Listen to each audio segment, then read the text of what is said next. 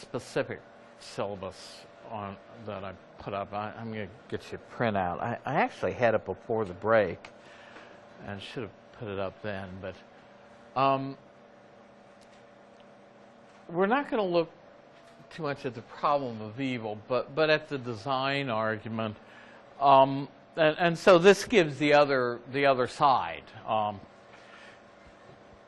When we look at Descartes, we're going to see that Descartes started out using a lot of skeptical arguments. But Descartes did not want to remain a skeptic.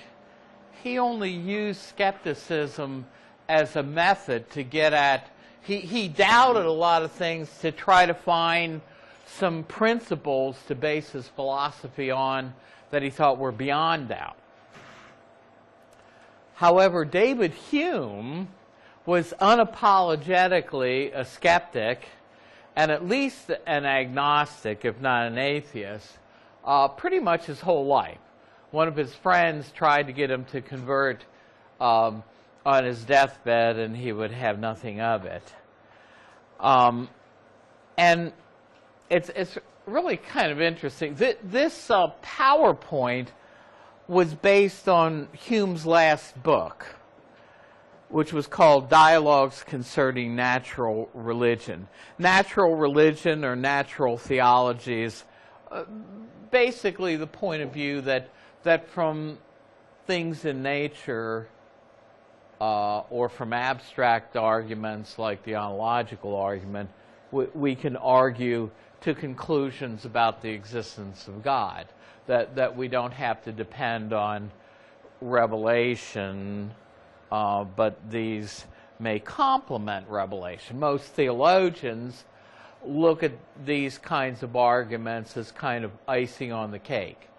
You know, their main faith is based on revelation, like St. Thomas Aquinas did, but they also think, well, these arguments complement their faith. But now, Hume is a skeptic, and this book was written at the end of his life, and Hume did something at the end of his life that was the opposite of what he tried to do at the beginning of his career. Hume wrote his first book when he was like in his mid-20s. You know, we tend to think about these philosophers as old gray beards, but he was quite young. He wrote a book called The Treatise of Human Nature, advocating skepticism in a lot of areas. And Hume really wanted to make a splash with that book. He wanted to really, as Madonna says, push people's buttons. He wanted to cause a real stir with it. But nobody knew him. Nobody knew who he was. It was ignored. He wrote a friend of his that the book fell stillborn from the presses. It was dead before it got out there. Now later in his life, its merits were recognized, and now it's universally thought to be one of the great classics of Western philosophy. But at the time, nobody paid any attention to it, even though Hume wanted to make a big stir. He says, I didn't even arouse, you know, something from the most conservative religious zealots. But now here is Hume at the end of his life, and he has established himself as a great philosopher and also as a historian. Hume could not get a university job because pretty much the people who ran the universities, unlike today, were very conservative religious believers. And Hume was pretty famous for his skeptical views.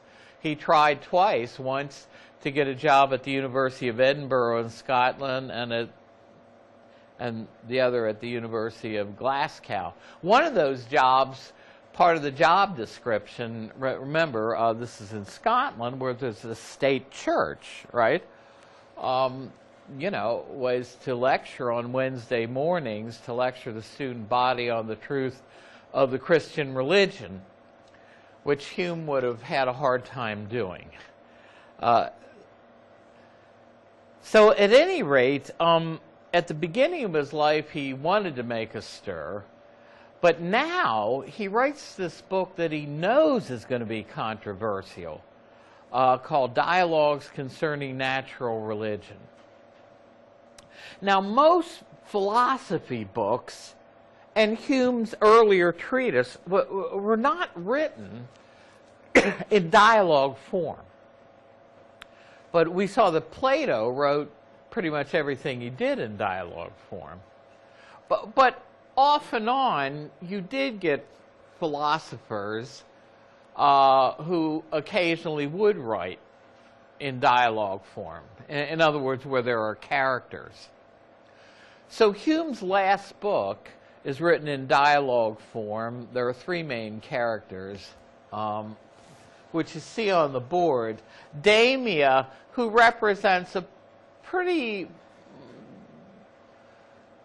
somebody whose faith is a simple faith of maybe an ordinary man or woman on the street, a pretty conservative Christian believer. Damia is. Philo, you can sort of see the word philosophy. Philo in three dialogues represents Hume. Philo's the skeptical philosopher. And the other person, Cleanthes. Cleanthes is a made-up name. Hoanthropos in Greek is a Greek word for human beings or mankind, right? In other words, anthropology is the study of human culture, right?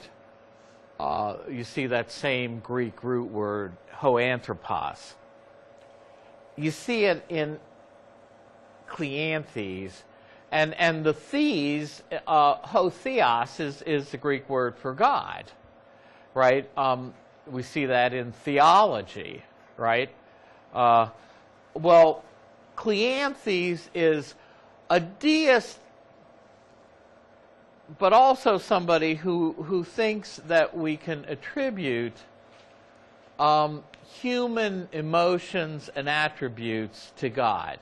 Like that God is merciful, that God is just, that God is benevolent, that God is loving. So anthropos and theism, so Cleanthes is somebody who wants to say that God is like human beings in a lot of respects. And also Cleanthes is more like the deists of Hume's day. He doesn't want his faith, he wants a really rationally based faith. Cleanthes is more intellectual than Damia. He doesn't want a faith that's based on, say, the occurrence of a miracle or like the resurrection. St. Paul, by the way, in Corinthians says, look, I'd rather your faith be based on something like a miracle like the resurrection and God's ability to pull that off than on abstract arguments, of men, like natural theology. So Cleanthes is kind of a more intellectual person, and he would like his faith to be more rationally based on things like the design argument. And so at the end of his life, Hume writes this book, and he doesn't need recognition from this book. He's already established himself. He's written the history of England because he couldn't get a university job. He worked as a librarian, and while doing that, he wrote a history of England that is huge. It's that thick if you buy it in regular form. And he's published several other works in philosophy that have made him a vast sum of money and a literary reputation. So at the end of his life, he doesn't want to deal with the criticism of this controversial book, and he instructs his publisher not to publish it till after he's gone. And it wasn't. It was published posthumously, Hume's Dialogues Concerning Natural Religion. And so this PowerPoint is based on part of that. It's based on a selection from that in a philosophy text that I used up in Carroll County, about around 10 years ago. But the selection was from Hume's 3 dialogues. So anyway, wake the computer up again.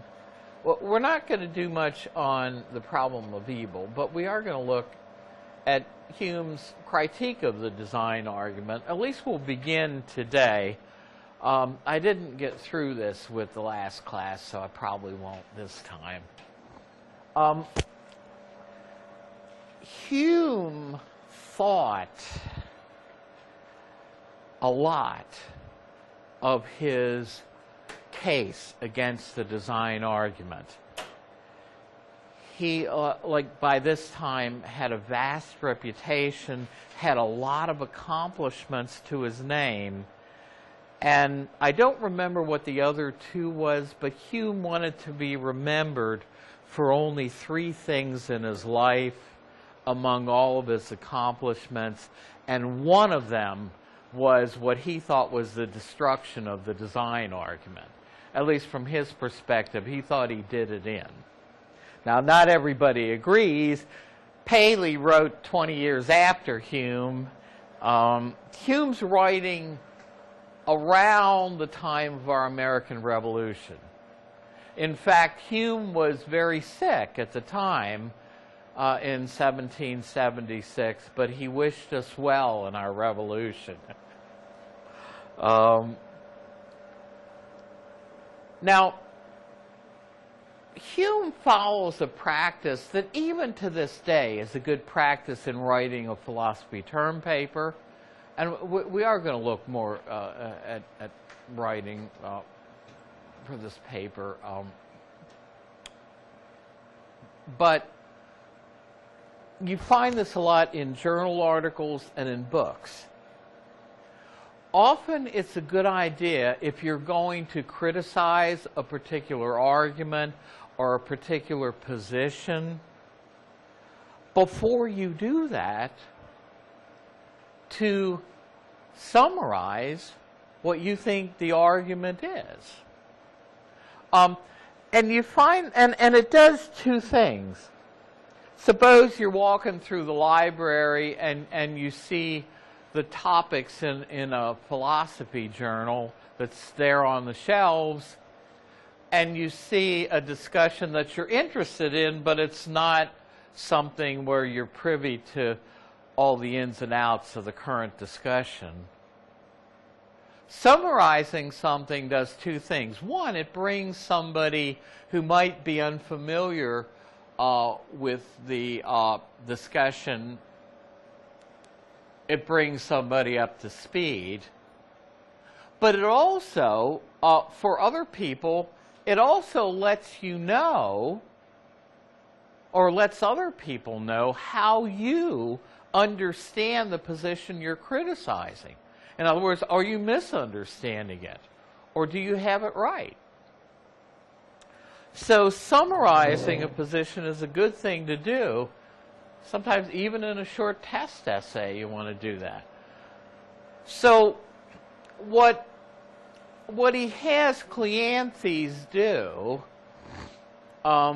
is present the design argument. So in other words, Hume is kind of, in his book, he's summarizing the design argument here. And we'll see that these are points made by Paley and by Thomas Aquinas. that the world is kind of like a big machine, which was the way, the clockwork universe, the way it was thought of after Newton, and Copernicus.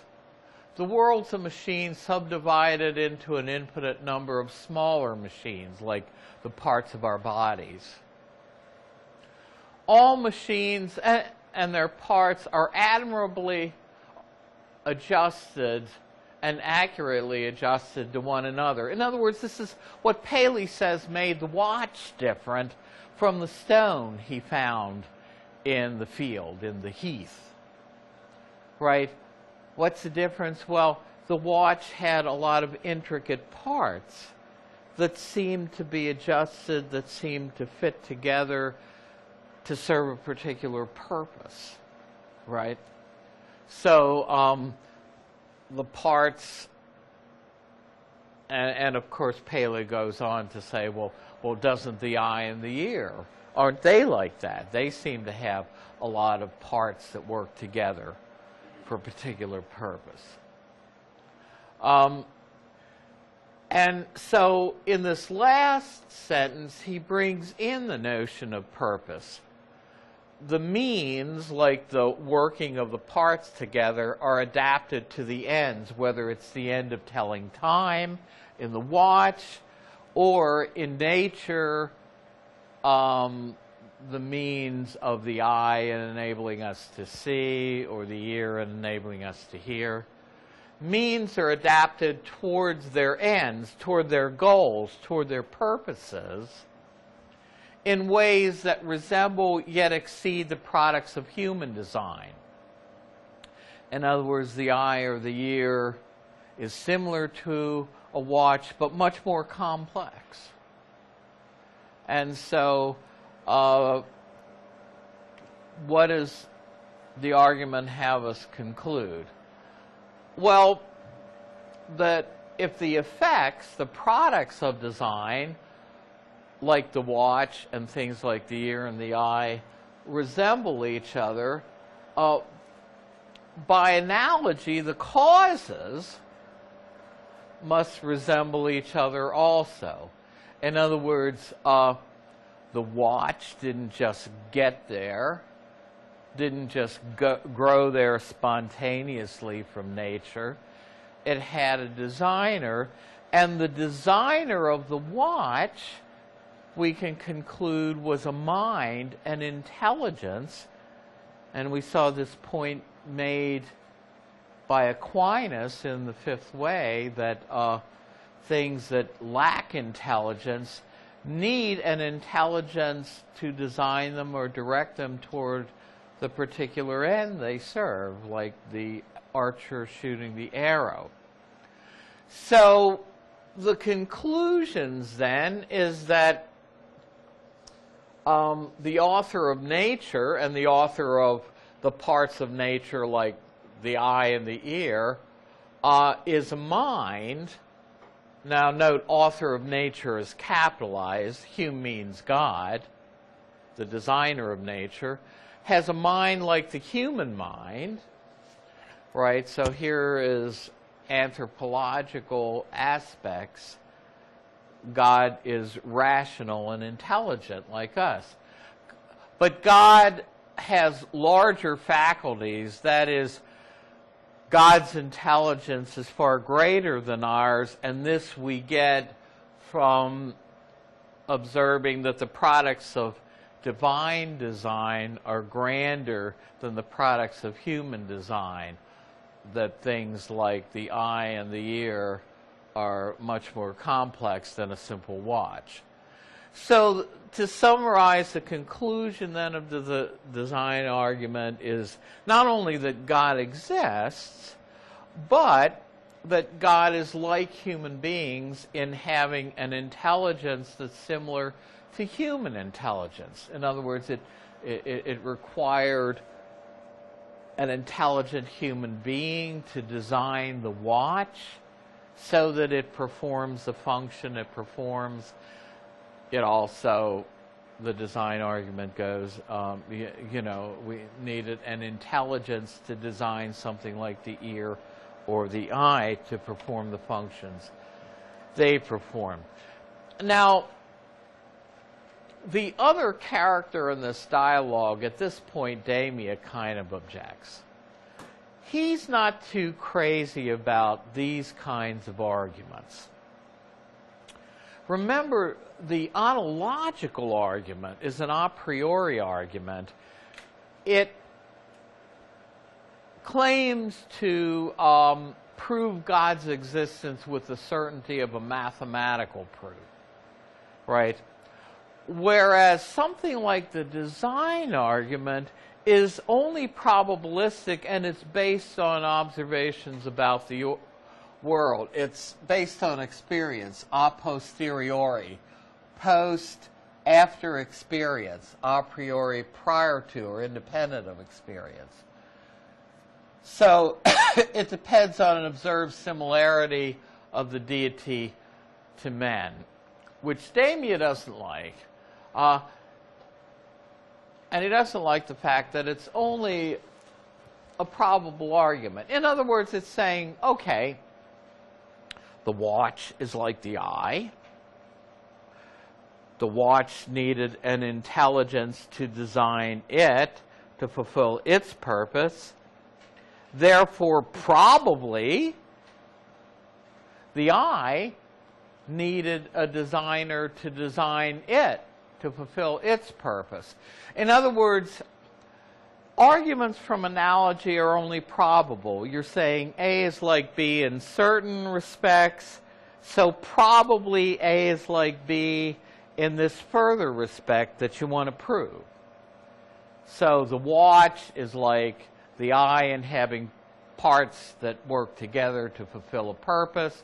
Hence, probably, since the watch needed a designer, the eye needed a designer as well. And of course, who would the designer of the eye be other than God? But it's only a probabilistic conclusion. It's not a conclusion like the ontological argument that proves God with mathematical certainty, if the argument works.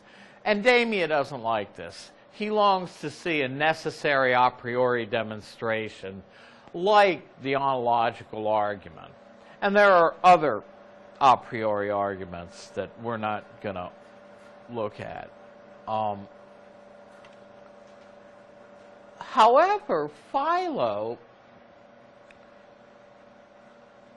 is what bothers him about the design argument is not that it's a probabilistic argument, not that it's based on analogy.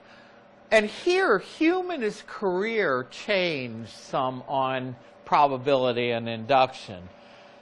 He had an argument in the Treatise of Human Nature that basically said that all inductive arguments are bad. They go beyond what the premises state. In other words, from the fact that the sun has always risen in the past, we can't infer with absolute certainty that the sun's going to rise tomorrow. But Hume, the more mature Hume at the end of his life, realizes that there are some probabilistic arguments that are pretty good arguments. He's saying, I don't want to throw the baby out with the bathwater. Plus, if he's going to say that some probabilistic arguments are good, but the argument from analogy and the design argument is a bad one, he's got to assume that some are good. You know, he can't throw them all out and say they're all no good. So Hume matures, and he's willing to accept that there are some good arguments, that a stone will fall, right? I mean, you know, how many of us have dropped a pen before, right? I drop a pen, I know it's going to fall, right? I need to light a candle. I know that if I strike a match and hold the match to the candle wick, I got a good chance of lighting the candle wick. Why? Because I've seen it happen many times before, and I assume that the next time I want to get that job done, that's a good way to get it done, right? Here, these arguments, Hume would say, the way we would say it in our ordinary, everyday way of saying things is we're comparing apples and apples. We're comparing things of the same kind. Plus, we have a lot of instances to go on. You know, that a stone's going to fall. I saw this. I mean, talk about, you know, stupid. Here are three guys, I guess kind of rednecky guys, and they're in a national park, and I guess there's some stone formation that people would look at. You know, this big stone is about this tall, but huge. But like the three of them go and they topple this thing over, right? You know, because they know it's going to fall. You know what happens if you knock a stone over, it's going to fall. Right? And the idiots put the thing on YouTube, and so now they're charged with felony mischief for doing that because they traced it back to them, right? But from past instances, we know that a stone's going to fall. I know not to hold the match too long if I try to light the candle because it's going to burn my finger, right? That fire will burn, that the earth is solid, right? So these are based on thousands of observations, and of observations of basically the same thing. We're comparing apples with apples for good arguments from analogy, right? The exact similarity of the cases, Hume says, assures us of a similar event. So Hume says there are some good arguments from analogy. But now, Is he saying that because the design argument can't be proven, then it should not be taken into consideration? Like how it was told in College of Class, like how we can't prove that. pardon, I'm sorry. Is he saying that the design argument doesn't make sense because it can't be proven, like how the stone? Yeah, what he's trying to say, and he in the next few slides, he tries to illustrate the difference between a good and a bad argument from analogy. What he's going to try to say is, if we're comparing the universe to something like a house or an object that's constructed, he says, are we really comparing apples with apples, or are we comparing apples with oranges? Plus, I mean, we used to have this joke about a final exam. You know, 2 questions on the final exam. You know, number 1, describe the universe. Number 2, give 2 examples. Well, one of the things that Hume is going to say is, unlike things that we have a lot of examples of, that fire's going to burn your fingers if you hold the match too long, that stones and pens fall when you drop them or roll them down a hill, he says, we only have one case of the universe to go on. It isn't like you and I were able to observe a number of universes being brought into existence, and we've observed that all of them needed a designer to bring them about. So we can conclude then that this universe needed a designer to bring it about. Hume says we only have one case. There aren't any 2 examples. Now we're not even going to go into modern physics or modal logic about whether there might be alternative universes. But that's, so Hume's basic argument is that the design argument is a bad analogy because you're comparing very dissimilar things, and you only have one case to go on. You know, so you're comparing apples with oranges in the design argument. That, and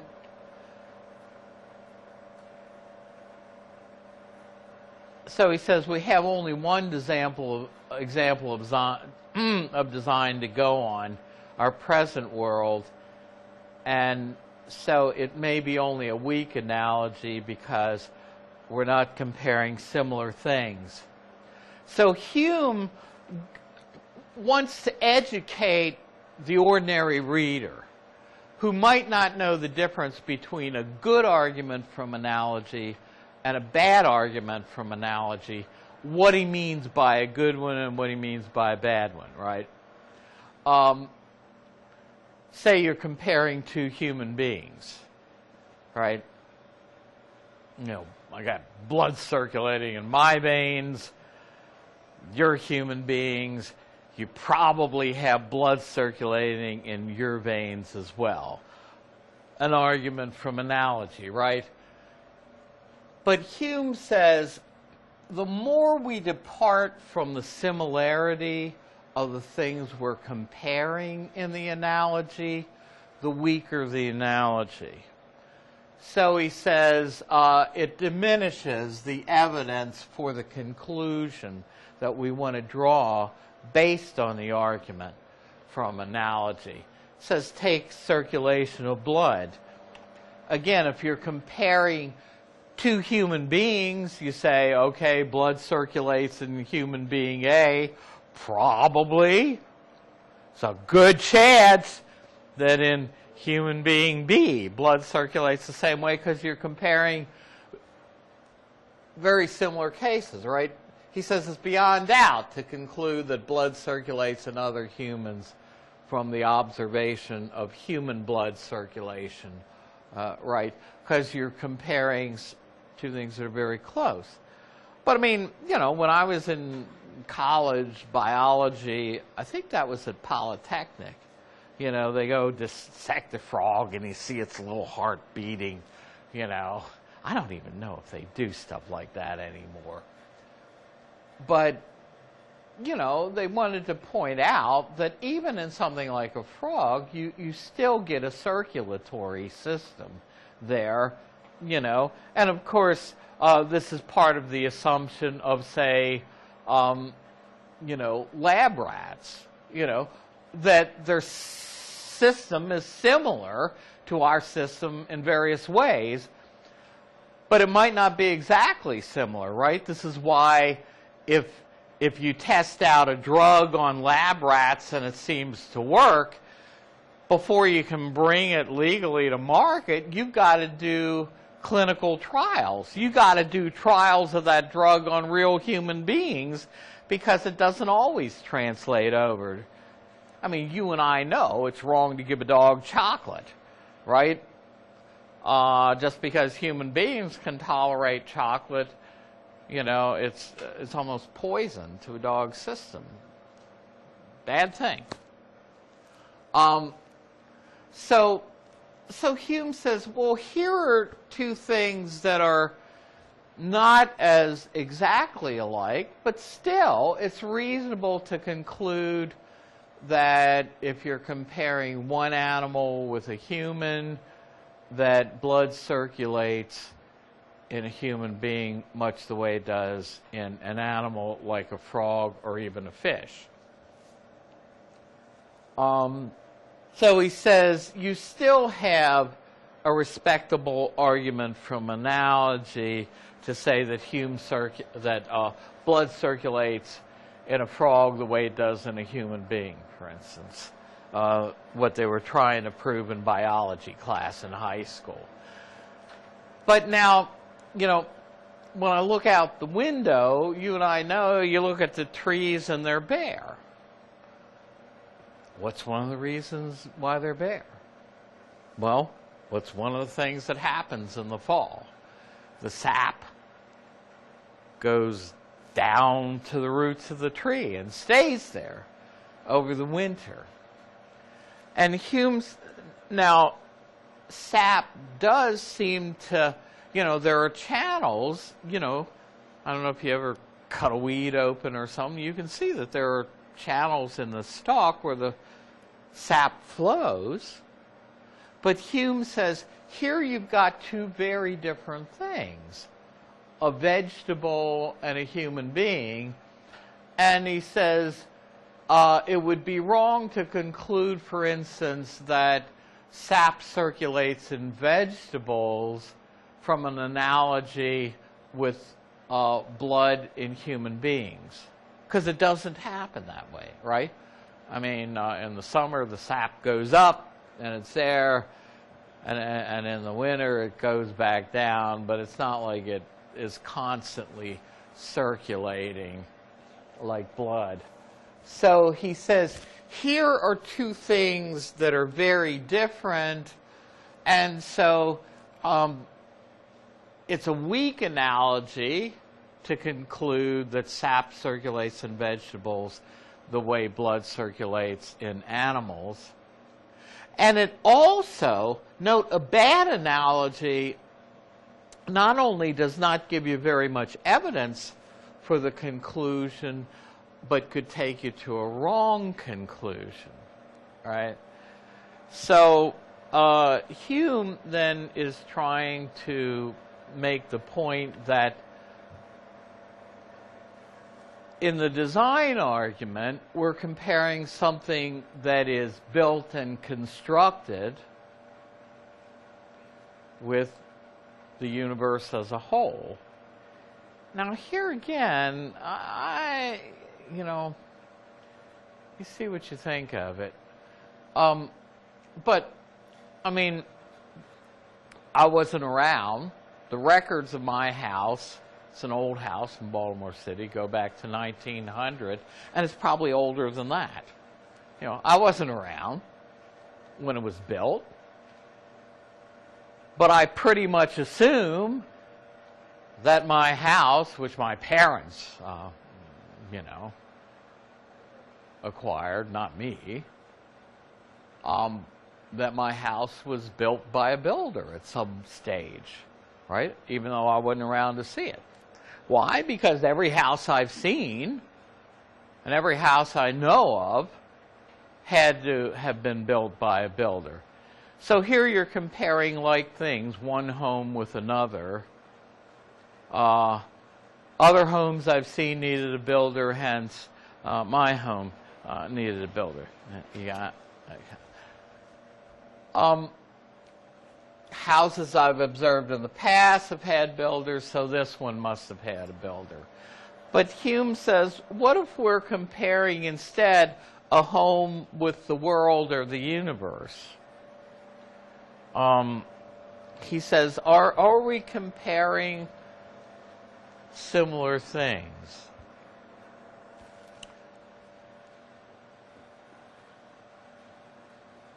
Because he thinks at rock bottom, this is the main conclusion of the design argument, that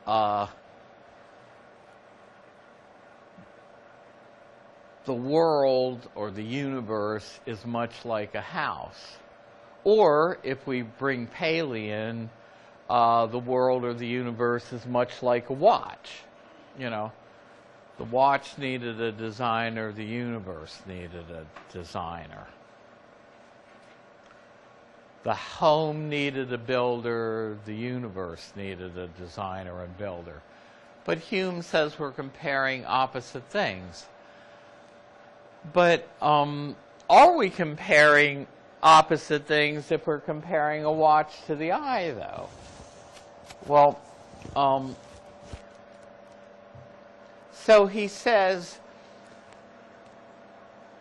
the analogy is comparing apples and oranges, and it's only a presumption of a similar cause for the universe. He says it's based on conjecture. It's just a guess. It's not a good argument. So that's where Hume goes with that. He says, on the one hand, the argument, the design argument, is an argument from analogy where you're comparing two dissimilar things.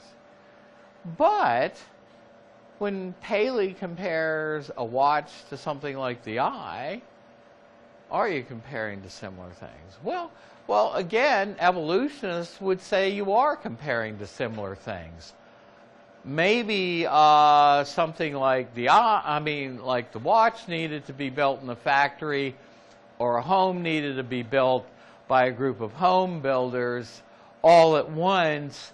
But of course, evolutionary theory says something like the eye could have developed over millions of years from simpler eyes to get what we have now, and so it's not the same thing.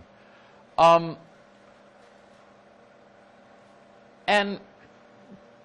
so Hume tries to say that even if we see order,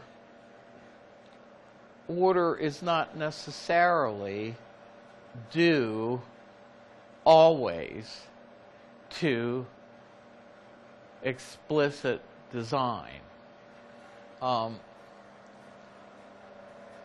So Philo and Cleanthes agree that the following is only proof of design if it's shown by experience to proceed from it. Order, arrangement. When we say adjustment to final causes, a final cause is like the end or the purpose of something. This is the way Aristotle talks about things. A final cause is like the end,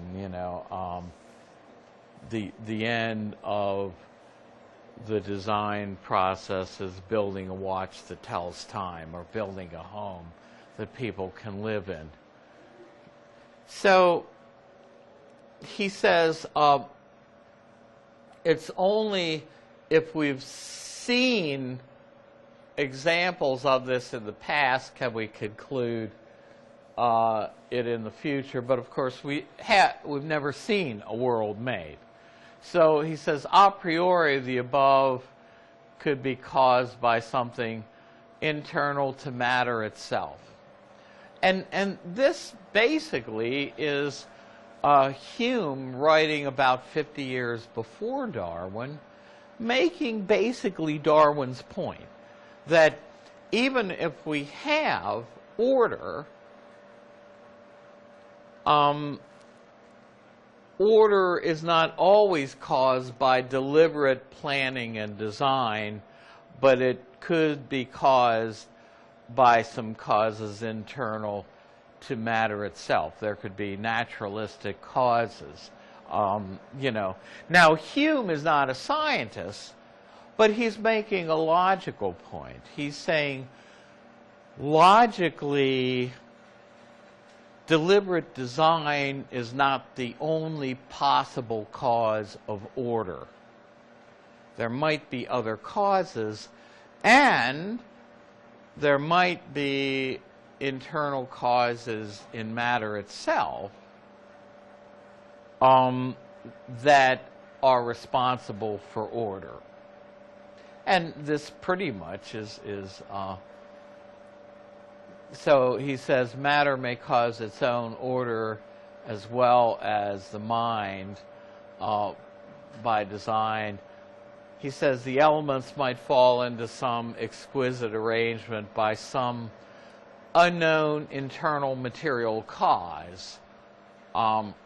So Hume is not a scientist. He's not a geneticist, right? He doesn't have, the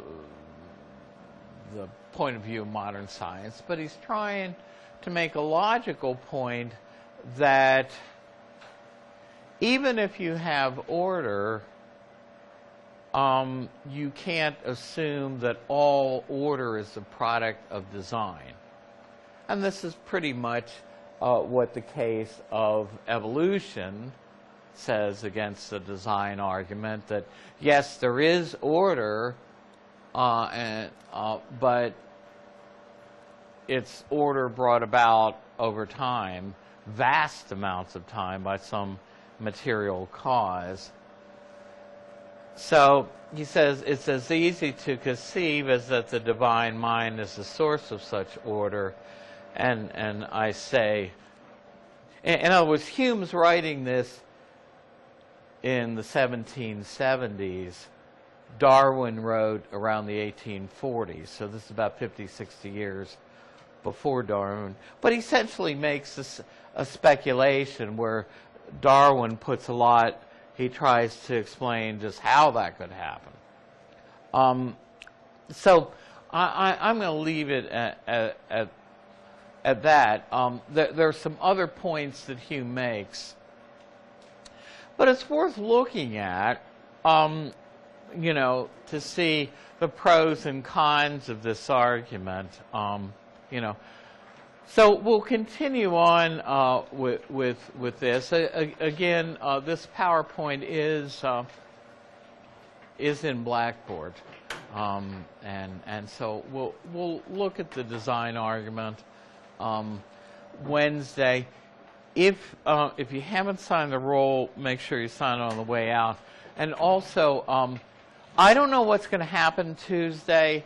There's the latest weather forecast says there might be even snow Tuesday night, that it may start as snow Tuesday, go to rain, go back to snow overnight Tuesday into Wednesday. So look and see.